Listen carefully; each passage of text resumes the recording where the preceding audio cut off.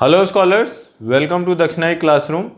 In this chapter of electromagnetic induction, until now we have studied that a changing magnetic flux can result in induced electromagnetic force, that is EMF. We have also talked about eddy current, we have talked about motional EMF, we have talked about your induced electric field. In this lecture, that is lecture number 5 for electromagnetic induction, we are going to talk about two main important things. Number one is your self-inductance. What is self-induction? We will talk about in detail. Self-inductance. Number two is mutual inductance. Now, until now, we have seen that changing magnetic flux can induce electromagnetic force, that is EMF.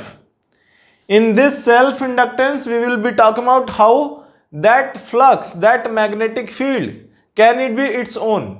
For example, there is a current carrying loop. Its own magnetic field can induce EMF in itself. That we will talk about under self-inductance. Under mutual inductance, we will talk about how two solenoids or two coils can induce EMF in each other. So these are the two topics that we are going to discuss in today's lecture. Pause the video, note down, then we will start what is self-inductance. So let us talk about what is self-inductance. Now here I have a current carrying loop. Now as you already know, a current carrying loop produces its own magnetic field. So let us write that. A current carrying loop,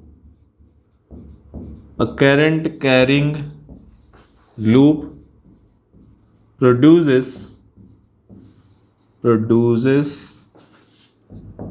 its own magnetic field.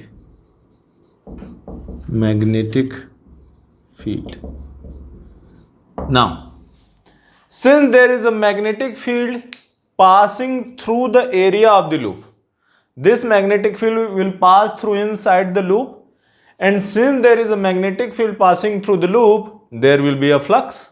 So I can say this magnetic field has a flux through the area of loop. So let us write. This field has flux, magnetic flux through area of loop. So your current carrying loop is producing its own field, and due to its own field that is passing through the loop, this loop is like this. Due to its own field that is passing through the loop, there is a flux associated through it. Now, as we know, in case of a current carrying loop, your magnetic field can be said to be proportional to current. And if the magnetic field is proportional to current, then flux will also be proportional to current. So what can I write? This flux will be proportional to current, meaning area is not changing, right? Area remains constant. So flux is what? Flux is B dot A, integration. And if area remains same, only field changes, and field changes proportional to current. So your flux can be said to be proportional to current. So here I can write flux is proportional to current. And if I want to remove proportionality sign, then you can write flux is nothing but capital L times current. That L is called your self-inductance. L is called self-inductance. Now this self-inductance depends upon what? Now when you talk about this loop, except for current, everything else is constant. Your area is constant, your orientation is constant, everything is same.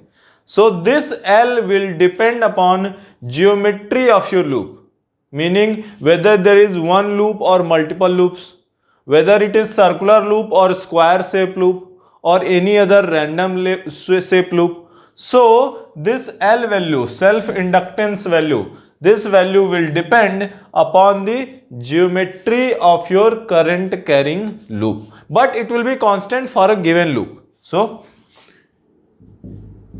constant depends on geometry of loop. So what is happening here? A current carrying loop is producing flux through itself because of its own field. That is why it is called self inductance, like this. Now what can be written as the unit? What can be written as unit of your self inductance? Now unit of self inductance, if you remember, what is the unit of flux? Unit of flux is Weber, if you remember, Weber. Now if the unit of flux is Weber or Tesla meter square, 1 Tesla meter square is 1 Weber. So this is Weber, this is ampere. So what is self inductance? Self induction is flux divided by current. So that will be Weber per ampere. 1 Weber per, that is Weber per ampere is the unit of your self inductance. Now there is a more general unit used, 1 Weber per ampere is also written as 1 Henry, like that. That is your unit of self inductance. Now pause the video, note it down, then we will discuss how this self inductance can lead to EMF induced in itself. That we will talk about, but first pause the video, note it down. Now let us talk about how there is an EMF induced because of same magnetic field of itself passing through this current carrying loop. Now we have talked about that flux through this loop because of its own field may be written as self inductance times current. Now, so let us write that flux is equal to L times I. And if L is a constant, I is a variable. Now if current changes, then what will happen? If current changes, then the flux through this loop will change. So let us write that. If current through loop changes, then flux through the loop also changes. Through loop also changes. Because flux is dependent upon current, proportional to current. If current increases, flux increases.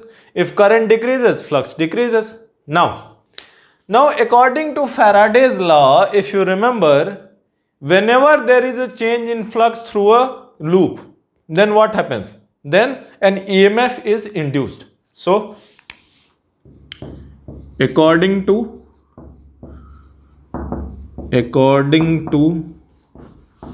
Faraday's law,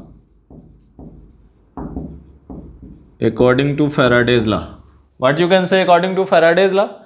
Whenever there is a change in flux, some amount of EMF is induced. So I can say EMF induced in this loop. Now remember, previously this current is flowing. That is another mechanism. Now this EMF induced because of the change in this current. Or let us say that, let us consider it like this, that here I have a power source. Here I have a power source, and because of this power source, this current is flowing like this. Understand, like this. So EMF will be what? EMF will be minus of d phi by dt. This is according to Faraday's law. But we have seen that phi is nothing but L times I. So what I can write? I can write EMF will be equal to minus of your L, self-inductance, is a constant. For a loop, it does not vary. So that will be outside. So minus of L times di by dt. So that is the EMF induced because of self-inductance. Why this EMF is induced? Is there is an external magnetic field source? No, there is no external magnetic field source. EMF in this loop is induced because of change in its own magnetic field, not any other external magnetic field, but its own magnetic field is changing, and that change is making EMF, is inducing your EMF. So EMF induced in a loop because of self-inductance may be written as minus of L di by dt. So that is your EMF. Now what will be the current because of this EMF? Now remember, this current is different and the current induced because of this EMF will be different. Why? See, this current is driven by this external power source. But let us suppose, take an example. Let us suppose that this current is increasing. So if this current is increasing, we have studied Lenz's law. What is Lenz's law? No system wants to change. So when you try to increase this field, this induced current, EMF divided by resistance. So induced current will try to do what? Induced current will try to reduce the magnetic field.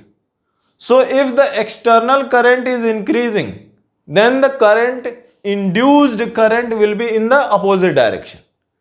And if the external current decreases, then what will happen? It will try to increase the field. It tries to maintain the field. So if this external current increases, then induced current will be in the opposite direction. If the external current decreases, then the induced current will be in the same direction. That you can write as a note. Pause the video, note down, then we will solve a question based on what is induced EMF and what is self-inductance. Let us solve a very easy formula based question first based on self-inductance. Now what is the question? Self-inductance of a loop is given at 0.4 Henry, meaning there is a loop and self-inductance is 0.4 Henry. If the current changes at a rate of 50 ampere per second, meaning there is some external mechanism, and because of that external mechanism, current in this loop changes at the rate of 50 ampere per second. Then find the self-induced EMF in it. So that EMF is not induced because of any external factor. No, that EMF is induced because of its own current is changing, its own field is changing, and flux through itself because of its own magnetic field is changing. That is why it is called self-induced EMF. So what is self-induced EMF? EMF is equal to minus of L times di by dt, where L is your self-inductance. Very easy formula based question. So EMF is nothing but minus of, what is L? L is given as 0.4 Henry. What is di by dt? Di by dt is 50 ampere per second. So 50 ampere per second. So what will be EMF? EMF will be 50 times 0.4, that is 5 into 4, that is 20, minus of 20 volt. Now why there is a minus? Why there is a minus sign?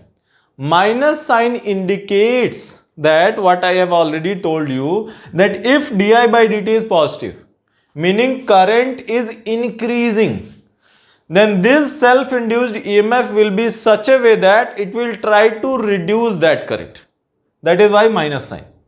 And if di by dt is decreasing, meaning current is decreasing here, di by dt is negative, so this self-induced EMF will be in such a way that it tried to maintain that current to the previous level. So that is why there is a negative sign according to the Lenz's law. So this negative sign is in accordance with Lenz's law that self-induced EMF always try to oppose the change. What is the change here? Di by dt. That is your change. Pause the video, note down, then we will solve another question based on self-inductance.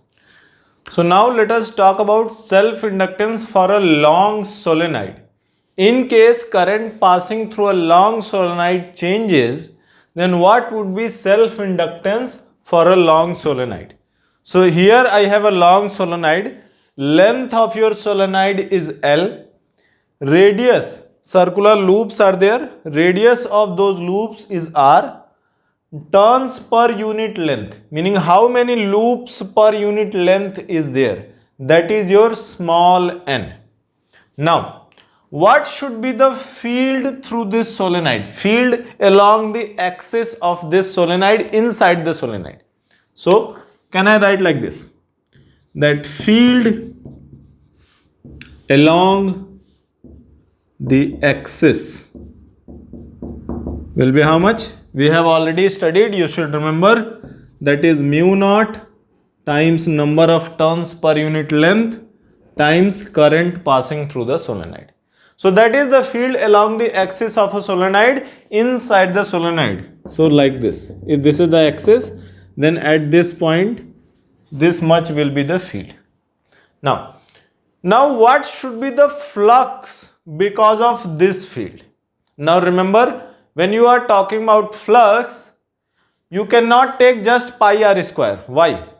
Because there are multiple loops. And when you are talking about flux through multiple loops, you will have to take the area of all of those loops. Meaning, here that is the field. And area will be pi r square. If I multiply field with pi r square, that will be flux through one loop. But when we talk about total flux, we will have to take total number of turns. Or in other words, let's say that flux through one loop, flux through one loop. Let us try another approach. Flux through one loop may be written as what? B, which is mu naught n I times area of that loop. What is area of the loop? Pi r square. That is flux through one loop. And if this is the flux through one loop, what should be your EMF induced across one loop? Remember, there are multiple loops. What should be EMF induced across one loop? Let us write EMF induced in one loop. When this EMF will be induced? This EMF, self-induced EMF. Why? Because current will change. And if the current changes, as we have already seen, because of its own field, flux can change, and that changing flux can induce EMF. So let us write that to be minus of, because it is minus d phi by dt, minus of differentiating this. So minus of, and in this, pi r square is constant, mu naught is constant, n is constant.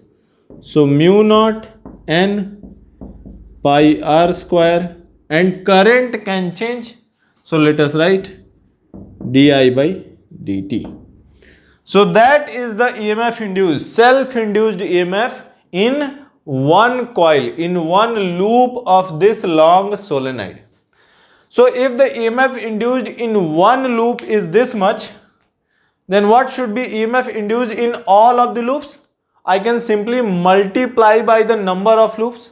So let us write total EMF induced, total self-induced EMF. That will be what? Total number of turns multiplied by EMF induced in one loop. So what will be total number of turns?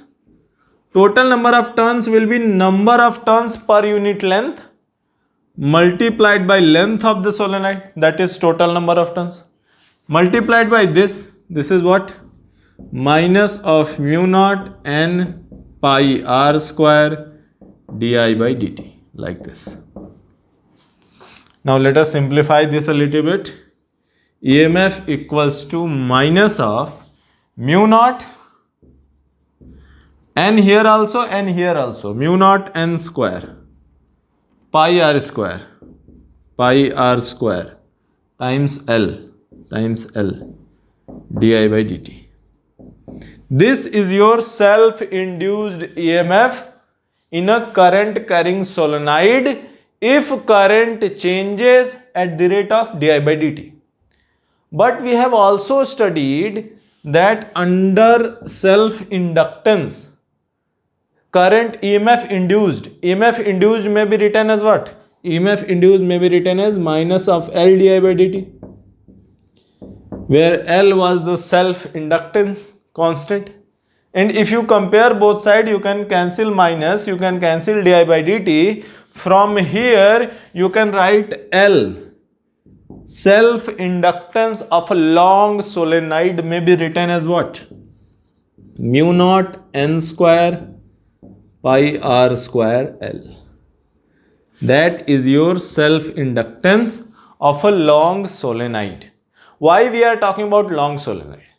We are talking about long solenoid because then only you can take magnetic field to be this much. Otherwise, magnetic field can't be that much. So, self-induced or the self-inductance value of a long solenoid is this much. Now remember, here mu naught is a constant, n square is a constant, pi is a constant, r square is a constant, L is a constant. So self-inductance of a solenoid does not depends on your current or the rate of change of current, but self-induced EMF will depend on rate of change of current. So this is a constant. For a given solenoid, it does not vary. It is a constant. Pause the video, note down, then we will solve a problem based on this. So let us solve one question based on self-inductance. Now here it says that flux of 8 into 10 to the power minus 4 Weber is linked with each turn of a 200 turn solenoid when 4 ampere current passing through it. Now, so suppose this is a solenoid, total number of turns is given as 200, current passing is given as your 4 ampere and flux through one loop is 8 into 10 to the power minus 4 Weber. And they are asking what is self-inductance of coil. Now if you remember, what do we write as self-inductance? Self-inductance may be written as, for a solenoid, we have already derived, there is no need to derive again and again, mu naught n square. What was n? N was number of turns per unit length. N square, then pi r square, then times length. That was the self-inductance of a long solenoid. Now let us try to rearrange this. Let us try to rearrange. How? Can I write it like this? Mu naught n I. This is what? This is your magnetic field multiplied by area pi r square. This is what? This is your flux through one loop. That is the value given. So this. Now here what I have done, I have multiplied by I extra, so I will have to divide by I. So let us divide by I. Multiply and divide doesn't matter. Now here n is left, so n, pi r square we have already used, multiplied by L. And what is n times L? Small n is number of turns per unit length. L is the total length. So turns per unit length multiplied by length is how much? Total number of turns.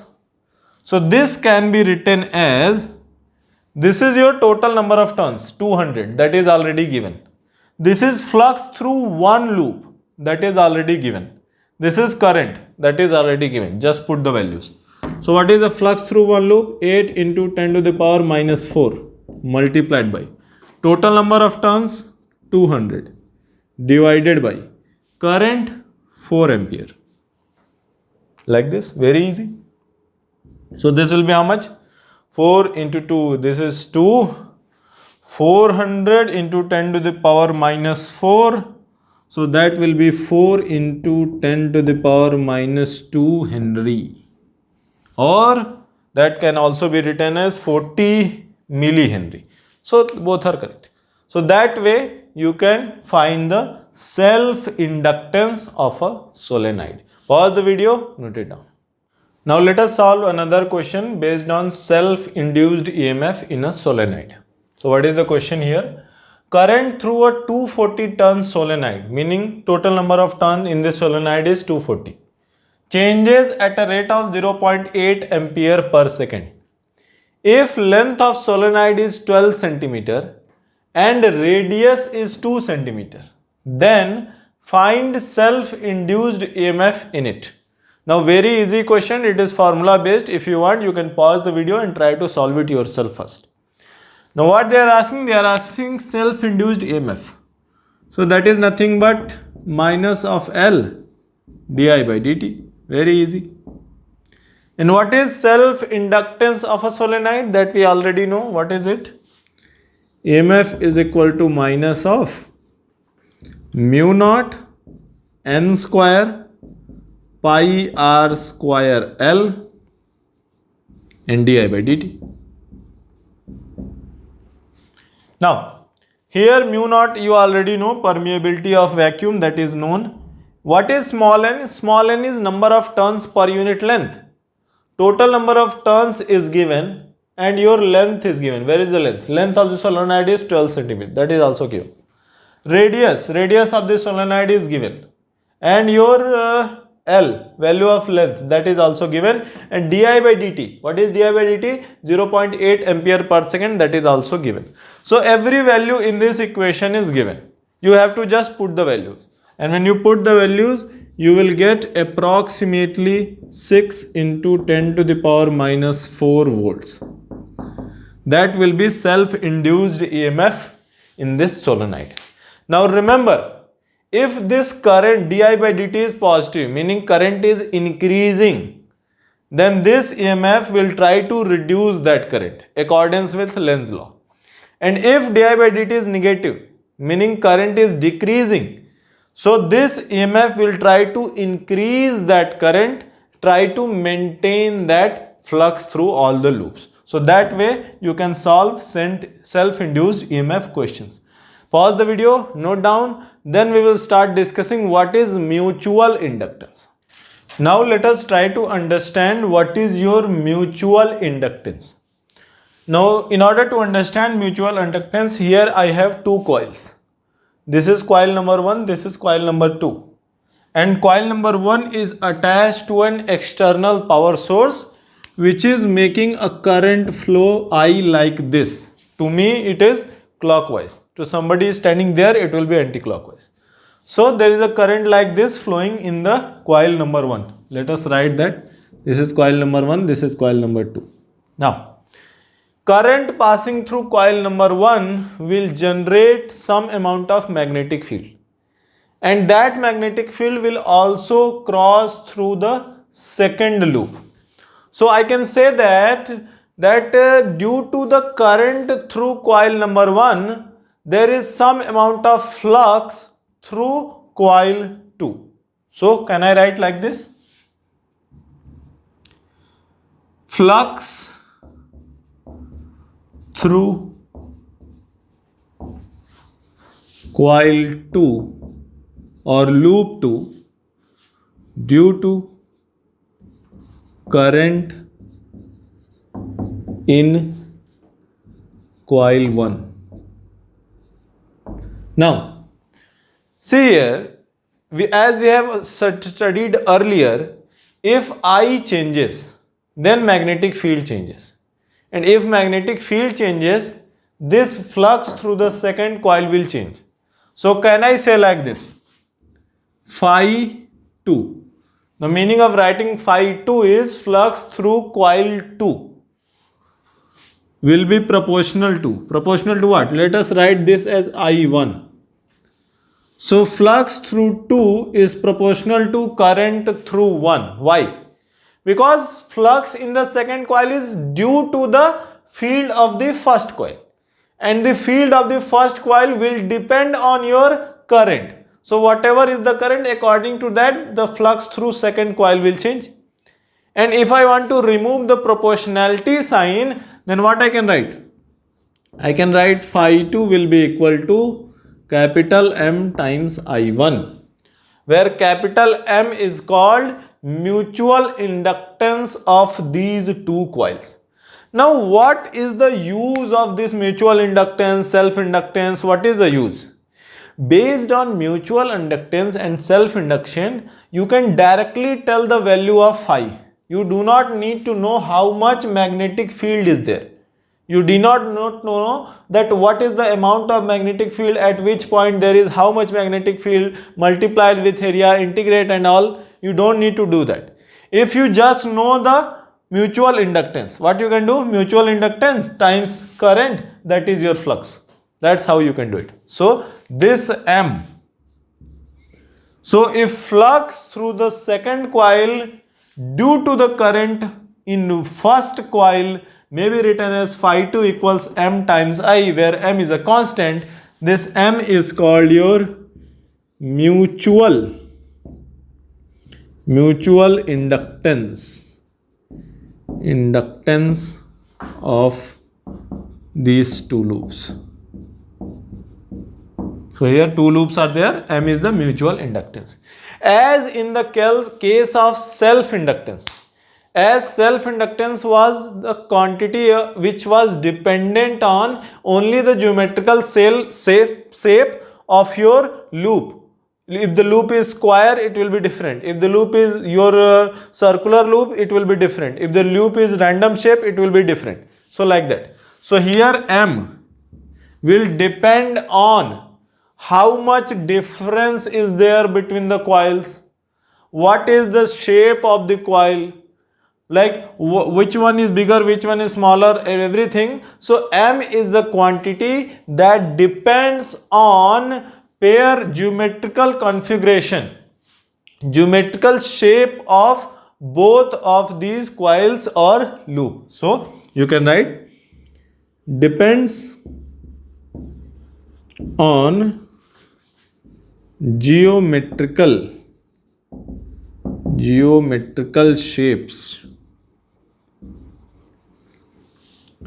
of two loops or coil. In coil there are multiple loops, so no problem. So that way your mutual inductance may be defined. Pause the video, note down, then we will talk about a little bit more. So we have seen that if current in the first coil changes, that leads to change in flux through the second coil. And the flux through the second coil may be written as mutual inductance times current in the first coil, like this. So if I want to know how much is the EMF induced in the second coil, so let us write EMF induced in second coil. So what should be the EMF induced? If the flux is this, then EMF induced may be written as minus of d phi 2 divided by dt, like this. Now what is phi 2? Phi 2 is M times I1. So here E2 will be equal to minus of mutual inductance times di1 by dt. So EMF induced in the second coil depends upon rate of change of current in the first coil. So if you change the current in the first coil, then EMF will be induced in the second coil. That is why it is called mutual inductance. Because of change in first, second also changes. So let us say that current is flowing I in the first coil and I start increasing that current. Then flux through second coil will also increase. And if the flux through second coil increases, then what will happen? Then it will try to reduce that flux. So it will try to induce current in the opposite direction so that flux remains at the same level. So if let us say current in the first coil is clockwise and this clockwise current is increasing, then what should be the direction of current produced in the second coil according to Lenz's law? According to Lenz's law, it should oppose that. So it will be anti-clockwise. And let us say current in the first coil is decreasing. So that induced current should support the decreasing current. It oppose the change. So if the current is decreasing, it should support it. If the current is increasing, it should oppose it. So if the current is decreasing, so there will be clockwise current. So that way, using the Lenz's law, you can also find the which direction current will be induced in the second coil. So EMF induced will be like this. Pause the video, notice down, then we will solve few questions based on this. Now let us try to understand what is mutual inductance of two coaxial solenoids. So here I have tried to draw, you may find a better picture in your books, that here I have two solenoids. One is the solenoid of small radius, this one like this with a black marker, and other is the solenoid of long radius, the red ink. If you look from here, the solenoid will be something like this. This is the small radius. Let us write that as R1. And here this is the bigger radius. Let us write that as R2. So we have two coaxial solenoid. And this solenoid is placed inside the bigger solenoid, the bigger radius solenoid. Now let us say that length of smaller radius solenoid is L1 and length of bigger radius solenoid is L2. Now let us try to find out what would be mutual inductance of these two solenoids. Now let us find out that, let us say that current passing through the smaller radius solenoid is I. Let us say that it is I. Now if the current passing through smaller radius solenoid is I, let us write this as a solenoid 1, this as solenoid 2 for the sake of convenience. So if I1 current passes through solenoid 1 through S1, solenoid 1 S1. So if the I1 current passes through solenoid 1, then there would be magnetic field produced by the one solenoid, solenoid 1. What would be that magnetic field? B1. B1 meaning magnetic field produced by first solenoid. B1 should be equal to mu naught N1 I1. What is N1? N1 is the number of turns per unit length in this solenoid. Now this is the field. Now what about flux of this field through the bigger solenoid, that is second solenoid? Now you take a look at this picture. So this field is through which region? This field is only inside the solenoid 1. And if you remember, outside a solenoid, field is almost zero. Meaning this field will be confined only in this area. So this field which we are talking about, it is confined only in this area. So if you talk about flux of this field through this bigger solenoid, then which area you will take? You cannot take this entire area. Why?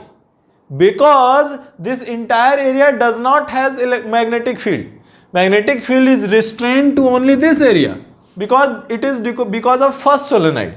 So when you talk about flux through second solenoid, then also you will take area of this solenoid only. Why?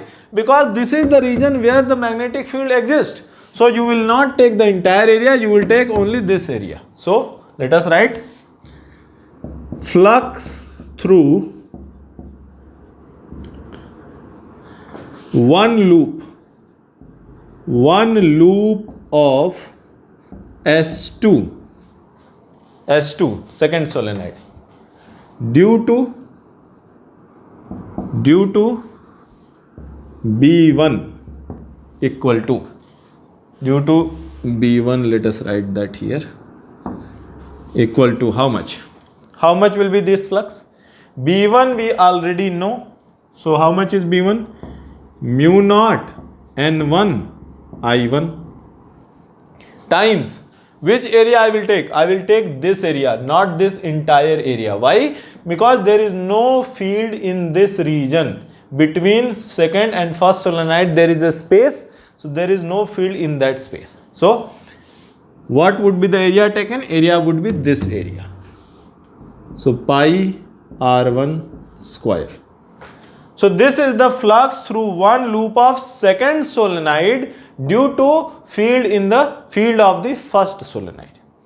Now what should be the flux through all of the loop of second solenoid? What should be the total flux? So total flux through S2 equals, what is the total flux through second solenoid? If the flux through one loop is this much, I can simply multiply total number of turns in the second solenoid and I will get total flux. So let us write that. What can be said? What is the total number of turns in the second solenoid? Let us say that N2 is the number of turns and L is the length, L2 is the length. So what it will be? It will be N2 times L2, like this. Now if N2 times L2 is your total number of turns multiplied by flux through one turn, one loop, this much. So write that mu naught N1 I1 pi R1 square, like this. Now this is flux. And what is EMF induced? What is self-induced EMF? So not self-induced, mutual induced, because there is EMF induced because of some external field. What is external field? Field due to first solenoid. So what is EMF induced? So EMF induced will be equal to minus of d phi by dt. And this is your total amount of phi. So just differentiate this. What you will get? EMF will be equal to minus of, now N2 is a constant, L2 is a constant, mu naught is a constant, N1 is a constant, pi R1 square is a constant. So mu naught N1 N2 pi R1 square, this much is constant, L2 is also constant, L2 constant, and then di1 by dt, like this. And if you remember, EMF induced may also be written as how? It may also be written as minus of m times di by dt. Remember, EMF induced in the second coil due to the change in current of first coil, like this. So di1 by dt cancel both sides, from where you will get mutual inductance value as mu naught N1 N2 pi R1 square times L2, like this. So this way you can find what is the mutual inductance between two coaxial coils. Remember, it has to be coaxial coils. So that way, that is the mutual inductance. Now one very important thing. Okay, first pause the video, note it down, then we will solve a question, then we will discuss. There is one very important concept based on mutual inductance. Now let us start with one very easy formula based question based on mutual inductance. Now you can also pause the video and try to solve it yourself first. Very easy, I think you can do it. The question is, mutual inductance between two coils is 2.5 Henry. If the current in one coil is changed at the rate of 1 ampere per second, find EMF induced in the other coil. Very easy question. We have already studied EMF induced in the second coil may be written as minus of mutual inductance times rate of change of current in the first coil, di1 by dt. So they are asking EMF. Very easy. minus of mutual inductance 2.5 Henry, di by dt is 1 ampere per second. So EMF is 2.5 volts. Minus sign shows that this will be in accordance with Lenz's law. Very easy question. Pause the video, note down, then we will solve a slightly better question. Now let us try to discuss one question based on mutual inductance of two coaxial solenoids. Now let us first read the question. A solenoid of length 20 cm, area of cross section 4 cm square and having 4000 turns is placed inside. So let us suppose in this diagram this solenoid 1 is having length 20 cm, area of cross section 4 cm square and total number of turns is 4000.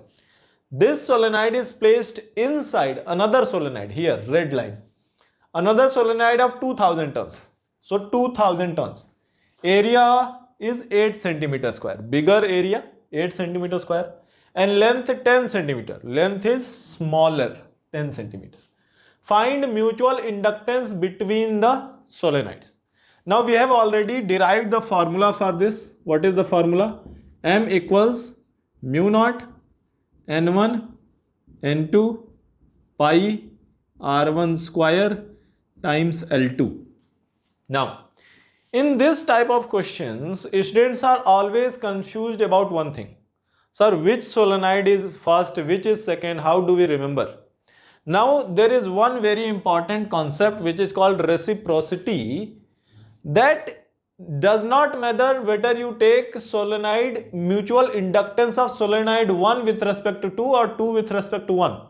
That will always be this much only. Meaning, we have derived this formula using magnetic field of 1 and mutual inductance, so induced EMF in the second solenoid. Remember, when we derived it, we used the magnetic field of first and induced EMF of second. If I do the reverse, if I use magnetic field of second and induced EMF of 1, then also I should get the same value.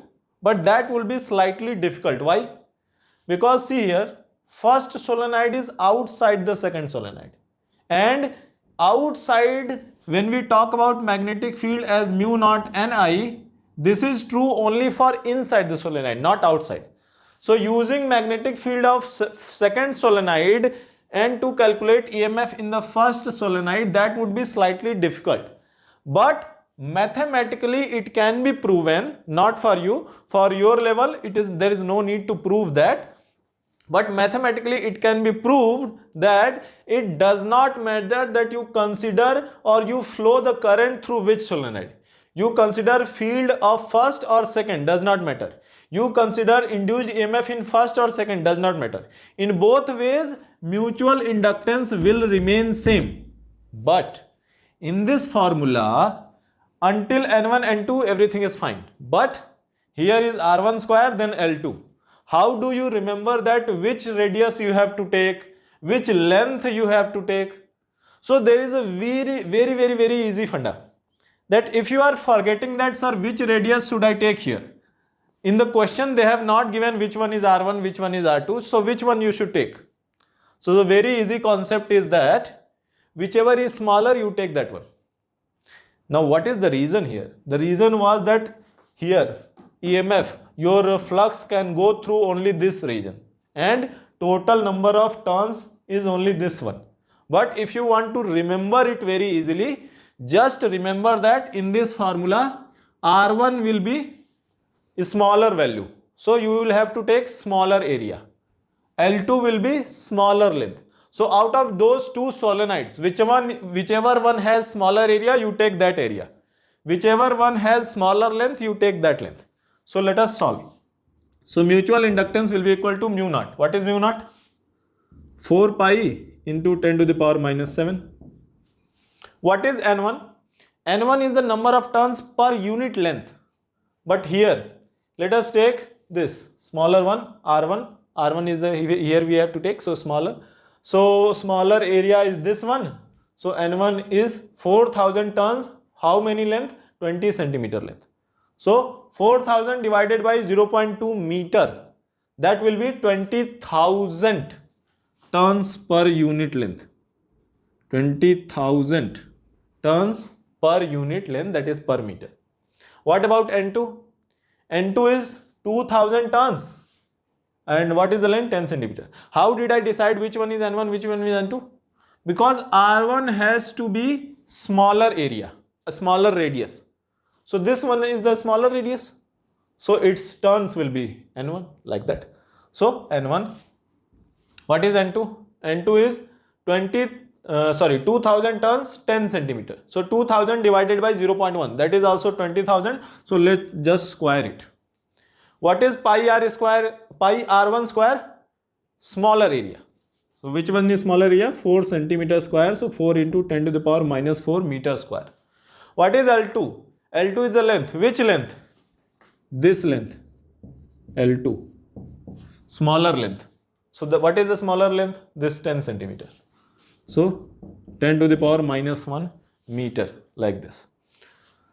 So solve this. When you solve this, I think you will get approximately, not exactly, approximately 2 into 10 to the power minus 2 Henry. That would be your mutual inductance of two coils. Now remember, in terms of mutual inductance of two solenoid, coaxial solenoid, there is no such thing as mutual inductance of 1 with respect to 2 or 2 with respect to 1. Whichever one you take, it should be same. So mutual inductance of coil 1 with respect to coil 2 or mutual inductance of coil 2 with respect to coil 1, both should have same value. At your level, we need not prove that, but that comes out to be same. You can use that in a number of circumstances. Pause the video, note down, then we will move forward. Let us try to solve one more question based on mutual inductance. Now the question reads, current in a long solenoid of radius r. Here it is a long solenoid of radius r, capital R, having n turns per unit length is given as I equals I naught sin omega t. Meaning this current is not constant, it is variable as a function of sine. A coil having capital N turns is wound around it near the center. So there is another coil wound over the long solenoid. Find induced EMF in the coil. When this current changes, there will be some EMF induced in the coil. And mutual inductance between the solenoid and the coil. Now, if you remember, what I will take? First I will take field. B1. What would be the field? Field will be due to this solenoid. So instead of just taking the formula, I am going to take again the approach that if you forget the formula, then how you can solve it.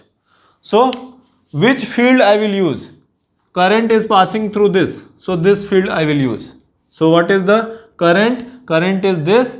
So what would be your magnetic field? Magnetic field will be mu naught. Number of turns per unit length is given as n. So mu naught times n times I. Let us for now just write it as I. In the end we can replace by this. So this is your field. And when we talk about flux, so which area I will take? Bigger area or smaller area? Smaller area. Why? Because in between this region has no magnetic field. So no flux. So that is why I will take smaller area. So flux through one loop. Flux through one loop multiplied by smaller area. And what should be the total flux? When I talk about total flux, so total flux may be written as, when we talk about total flux, we are talking about flux through this coil. So I will take number of turns in this second coil. So total number of turns n multiplied by what is the flux through one loop? This field multiplied by this area. So field is your mu naught n I. And what is the area? Radius is given as capital R here. So pi r square. This is your flux. And what is the EMF produced? EMF produced is nothing but minus of d phi by dt. So EMF produced through this second coil, this coil, which has capital N number of turns wound around near the center. What should be the EMF produced? Minus of d phi by dt. Phi is already given. So let us differentiate it. So minus of mu naught small n capital N pi capital R square, minus of mu naught small n capital N pi R square, correct, and I. So di by dt like this. And what is I? I is I naught sine omega t. So I naught is a constant, and the differentiation of sine omega t with respect to t will give you what? Omega cos omega t. So let us write that. So minus of mu naught I naught small n capital N pi capital R square, and okay, omega is also there, omega cos omega t. That is your EMF produced in your coil, in the second coil. That is your EMF produced. And if you remember, EMF produced may also be written as how? This may also be written as minus of mutual inductance times di by dt, like this. So minus minus cancel, di by dt cancel. From here you can say mutual inductance will be how much? This value.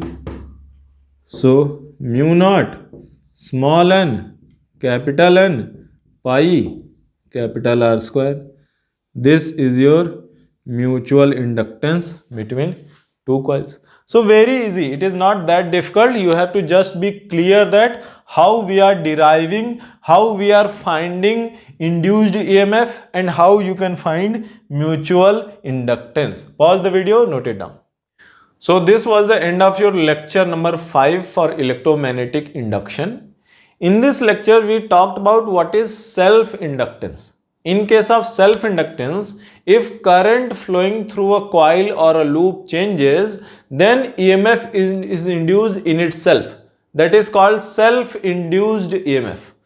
And we have also talked about mutual inductance. What is mutual inductance? For example, if I change the current through solenoid 1, that results in induced EMF in solenoid 2. That was your mutual inductance. We have also tried to solve few questions based on self-inductance and mutual inductance.